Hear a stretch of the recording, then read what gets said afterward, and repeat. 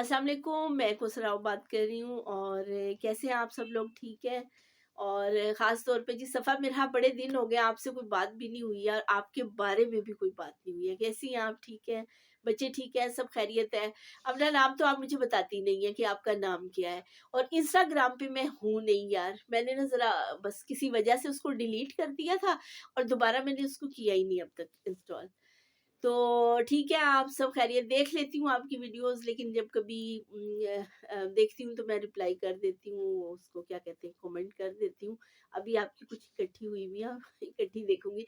आज भी बिज़ी थे, कहीं गए हुए थे, कल भी बिज़ी थे, परसों भी बिज़ी थे, कहीं गए हुए थे, इसलिए फिर वीडियो जो है ना बनी और ना ही अपलोड हुई।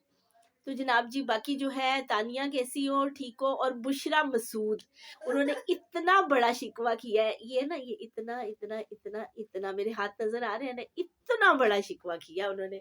और कहा तुसी मेरा नाम नहीं लेंदे, तुसी मेरा नाम नहीं लेंदे। मैं को सॉरी, अब आपका नाम लेंगे। कैसी हैं जनाब जी मिसेस बुशरा मसूद? आप ठीक हैं? तबीयत कैसी है आपकी? घर ठीक है? बच्चे ठीक हैं? और जनाब जी देखिए, मैंने आपका नाम ले लिया है और अब जो है इंशाल्लाह इंशाल्लाह आपका नाम मैं लेती रहूंगी। छोटा मेरा घर नहीं है, इसलिए वो आपका नाम नहीं ले सकता। जनाब जी, इसके बाद अब आते हैं अपने जो है, हम अपने मौजू की तरफ आते हैं। और बुशरा मुख्तार कैसी हैं? ये मुझे लाजमी रिप्लाई करती हैं, सफ़ा मेरा लाजमी रिप्लाई करते हैं, और लोग भी करते हैं, कमेंट करते हैं मुझे। जो जो करते हैं जी, बहुत शुक्रिया उनका। और जो जो देखते हैं, हाँ मुझे एक और बात याद आई, सॉरी। इंडिया से हैं जनाब जी, क्या थे, इफ़ी, इफ़ी, इफ़ी क्रेज़ी, वो देखते हैं इंडिया से। अच्छा जी, आपने मुझसे कुछ पूछा था कि पता नहीं क्या, मैं, या पता नहीं, या म्यूट, ऐसा कुछ अल्लाह जाने क्या पूछा था, चल रही है, तो मैंने उनको रिप्लाई किया था, ये क्या है मुझे तो खुद नहीं पता। इंडिया में कुछ चल रहा होगा तो मुझे उसका तो नहीं पता भाई मेरे। तो जनाब जी वो देखते हैं, उनका बेहद शुक्रिया। इफ़ी साहब आपका बेहद शुक्रिया, आप मेरे व्लॉग देखते हैं, लाइक एंड शेयर भी कर दिया करें, और लोगों को भी प्लीज़ वहाँ पे कहें वो मेरे चैनल को देखें। हम लोग भी आप लोगों के चैनल देखते हैं जो आपके इंडिया के लोगों के हैं। ख़ास तौर पे जो है, जैसे कैरावैन भारत सबसे पहले वो शुरू किया था, घुमक्कड़ बग्स देखती हूँ, हिमाचली कपल देखती हूँ, सिक विद सागर देखती हूँ, बेफ़िक्रा ओवरलैंडर देखती हूँ, आला और किस-किस को देखते हैं? सब्जियां बनाते हैं, सिक विद क्या नाम सागर। है उनका? सब्जियां जो लगाते हैं घरों घर अच्छा, अच्छा, में। अच्छा, रूप ब्लॉगर, हाँ, रूप ब्लॉगर, वो जो हाँ जी, बिल्कुल, बिल्कुल सिख फैमिली है, उनको देखते हैं हम, मैं और अल्लाह।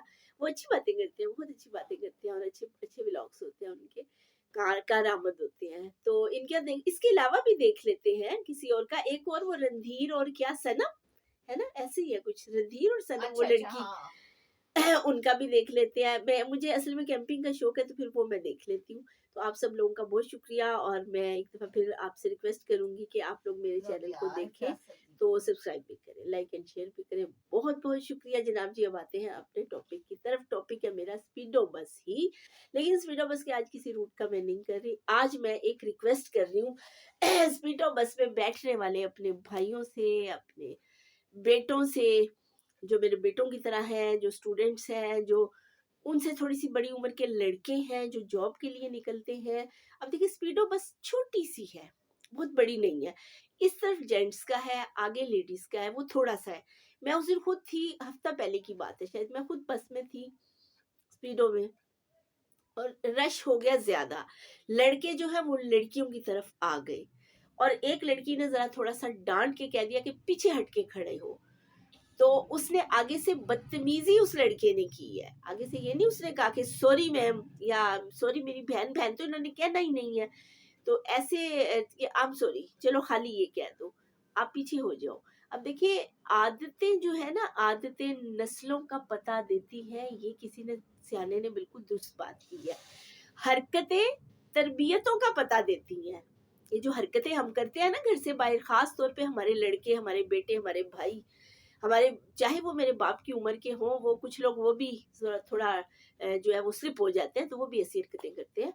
तो उसने बड़ी बदतमीजी की उस लड़की के साथ। उस लड़की ने कंडक्टर को कहा, आपका काम है, ये आपकी जिम्मेदारी है, आप इसको पीछे करेंगे, मैं इसके मुंह क्यों लगूं, ये आपकी जिम्मेदारी है। तो उस, वो भी आगे से नहीं बोला, वो चुप कर गया। उसे ये पता था, जे मैं कुछ कहते हैं ना, थले लाती कहते हैं ना, ने अगले स्टॉप ते मनु ढा लेना, ते मनु कुटना है, इस वास्ते वो भी ना बोलिया। आज वैसे मैं गई थी, आज कहीं भी स्पीडो में गई थी, तो मैंने आज ये बात नोट की कि जो जिस बस में हम गए थे, आला वो लड़का बहुत छोटी-सी उम्र का लड़का था, है ना कंडक्टर, वो हाँ बहुत कंट्रोल कर रहा था। हाँ लेडीज़ को कह रहा था, अब आप इस तरफ आ जाएँ, हाँ फिर जब वो खाली हो गया आगे से लेडीज़ का, उन्होंने कहा, "आप उधर चली जाओ, चलिए जेंट्स इधर आएँगे।" उस वक़्त उसने कहा, "जेंट्स इधर कोई नहीं आएगा", और बड़ी सख्ती से कहा। छोटी-सी उम्र का लड़का था यार, 25-26 साल का, उसने बड़ा अच्छा मैनेज किया। तो मैं रिक्वेस्ट करूँगी ऐसे सारे लड़कों से, ऐसे सारे मर्दों से जो इस तरह की हरकतें करते हैं, बात फिर वही आ जाती है कि आदतें नस्लों का पता देती हैं, हरकतें तरबियतों का पता देती हैं, ठीक है? ये मेरा अपना जुमला है, हरकतें तरबियतों का, कि कैसी तरबियत हुई है। प्लीज़ बाहर जाके अपनी माँ को गालियाँ ना पड़वाएँ, प्लीज़ बाहर जाके ये मत कहें कि इसकी माँ ने इसकी तरबियत ही नहीं की, इसके घर में तो होता ही ऐसे होगा इसलिए ये ऐसे हमारी हम हमें छेड़ रहा है, हमें कुछ कह रहा है, हमारे से बदतमीजी कर रहा है। हम सबसे पहले मुसलमान हैं, फिर हम पाकिस्तानी हैं। हमें हमें हमारे क्या-क्या फ़राइज़ हैं।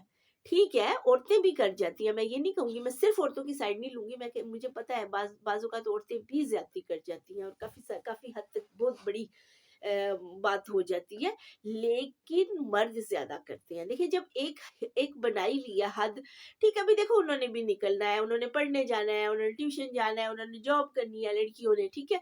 और आपने तो निकलना ही निकलना है मर्दों ने, क्योंकि बाहर तो सारा मर्दों का ही है, ठीक है?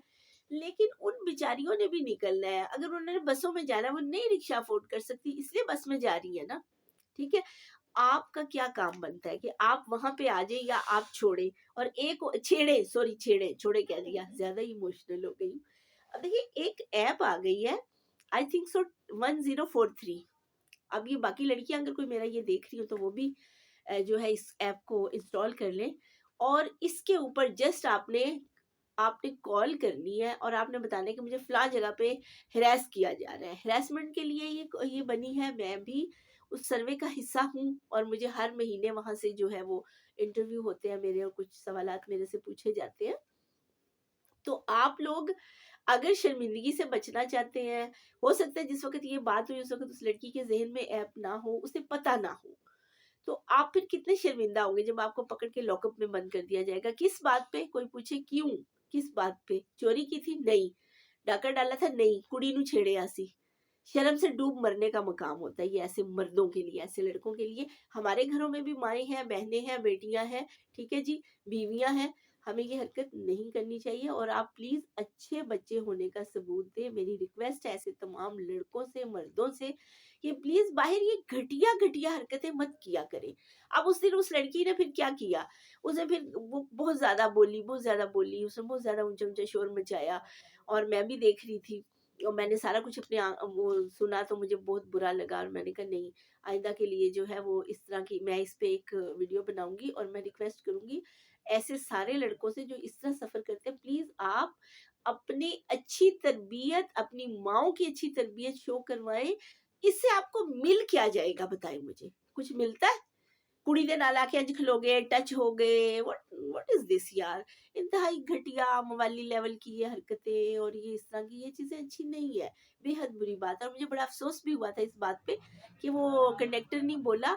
और दूसरी बात ये कि मैंने ये खुद सोचा, मुझे टाइम नहीं मिल रहा रेलवे स्टेशन जाने का, कि वहाँ पे स्पीडो का जो है ना वो बस टर्मिनल है, वहाँ पे जो इनके जो भी कोई बड़ा बैठा हुआ है ना, छोटों के तो मैं किसी के मुँह लगती नहीं हूँ, क्योंकि वो तो आपस में एक-दूसरे को कवर कर रहे होते हैं। तो मैं, और मुझे याद है वो रूट नंबर था 15, और मैं जाके इनका जो भी कोई वहाँ पे बड़ा बैठा हुआ है ना, कोई डायरेक्टर लेवल पे या जो भी, उसको जाके मैं ये वाली बात भी बताऊँ और रूट भी बताऊँ कि वहाँ ये हुआ है, और आइंदा के लिए सजेशन भी दूँ कि करना क्या है।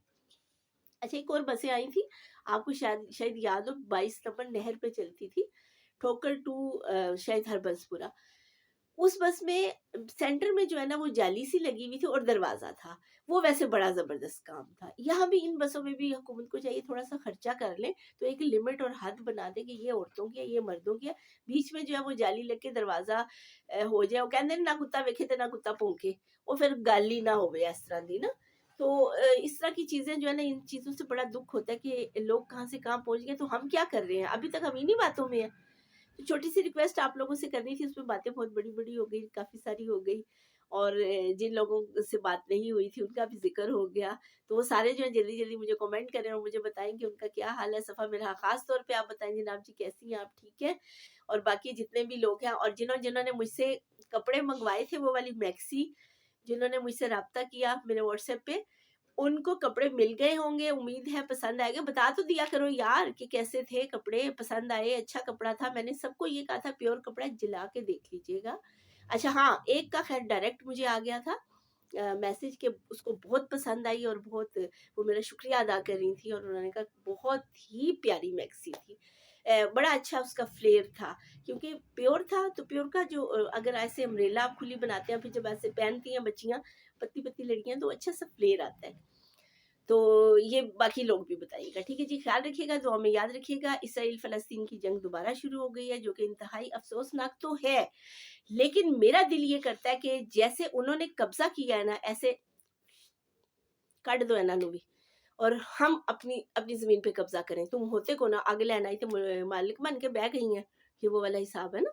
तो जैसे वेस्ट बैंक में ये पता क्या कर रहे हैं इसराइली, यहाँ भी यही हुआ होगा जो बाकी इतना बड़ा इसराइल बनाया हुआ है नक्शे में। इन्होंने ये जाते हैं वेस्ट बैंक में और लोगों के घरों में घुस जाते हैं असला लेके, इसराइली फौजी असला लेके घुस जाते हैं, उनके घर पे ज़बरदस्ती कब्जा करते हैं, उनके घर वालों को घर से निकाल देते हैं। आप भी सुन ही रहे होंगे सब लोग, और वो घर वाले एहतजाजन अपने गले में चाबी अपने घर की डाल के और एहतजाजन वो फिर वॉक कर रहे होते हैं, फिर रहे होते हैं, फिर बेचारे पता नहीं कहाँ रहते होंगे। तो इस तरह करके कब्जे कर करके इन्होंने ये पूरा फ़लस्तीन का जो है ये इस पे कब्ज़ा किया हुआ है, जो ये इसराइल बना हुआ है। इसराइल इनफैक्ट कुछ भी नहीं था।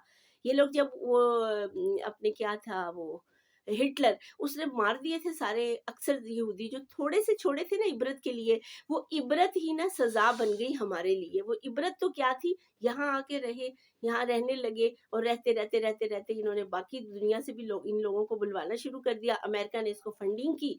अमेरिका का कहते हैं ना इसको कि ये नाजायज़ बच्चा है अमेरिका का, उसने इसको ज़्यादा फंडिंग की, इसको बहुत ज़्यादा वो उभारा और आहिस्ता-आहिस्ता इन्होंने ऐसे ही कब्ज़ा किया है। ये लोगों के घर छीन के वो जगह अपनी बना ली, छीना अपना बना लिया। ऐसा करते-करते आहिस्ता-आहिस्ता ये मज़बूत होते गए। तो वही बात कि पहले ये गुलेलों से लड़ते थे फ़लस्तीनी, अब ये भी बम से लड़ रहे हैं। तो मेरी तो यही दुआ है कि अल्लाह करे कि फ़लस्तीन वापस दोबारा मुसलमानों को पूरे का पूरा मिल जाए जैसे था। दुआ में याद रखिएगा मेरी फ़लस्तीन को, मेरे गज़ा के बहन-भाइयों को, हम सबको अपना ख़्याल रखिएगा। ओके जी, अल्लाह हाफ़िज़।